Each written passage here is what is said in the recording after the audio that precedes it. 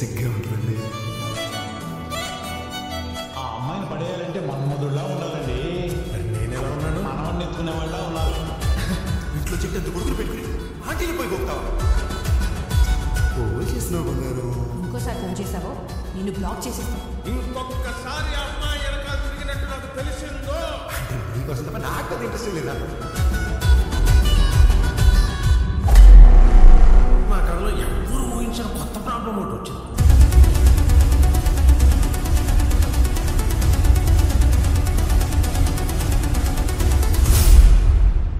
జరిగింది ఏదో అర్థమయ్యేలా చెప్తారా? నువ్వు చెప్పు. నువ్వు చెప్పు. పెద్దోడు నువ్వు చెప్పు.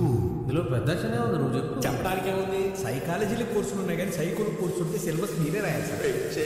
ఇంకా చాలా పని ఉంది.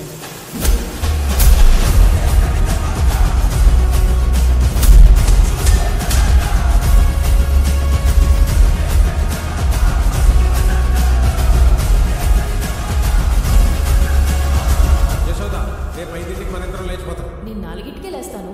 నిద్ర కాదే, లేచిపోయి పెళ్లి చేసుకుందామని చెప్తున్నా.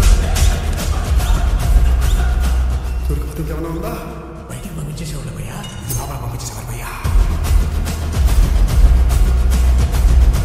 సార్ బల్బు మీ ఇంట్లో ఉంటే స్విచ్లు మా ఇంట్లో ఉన్నాయి, బల్లు మీ ఇంట్లో ఉంటే తాళాలు మా ఇంట్లో ఉన్నాయి. కోవిడ్ మీ ఇంట్లో ఉంటే వ్యాక్సిన్ మా ఇంట్లో ఉంది, జ్వరం మీ ఇంట్లో ఉంటే డోలో మా ఇంట్లో ఉంది. డిస్టర్బెన్స్!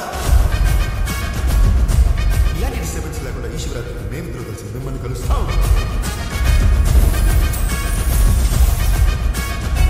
బాలయ్య బాబు ప్రసాద్ కళ్ళకు అద్దుకొని తాగమని చెప్పు. తాగిన తర్వాత 3 సార్లు జై బాలయ్య జై బాలయ్య జై బాలయ్య జై జై బాలయ్య, జై జై బాలయ్య. అన్నయ్య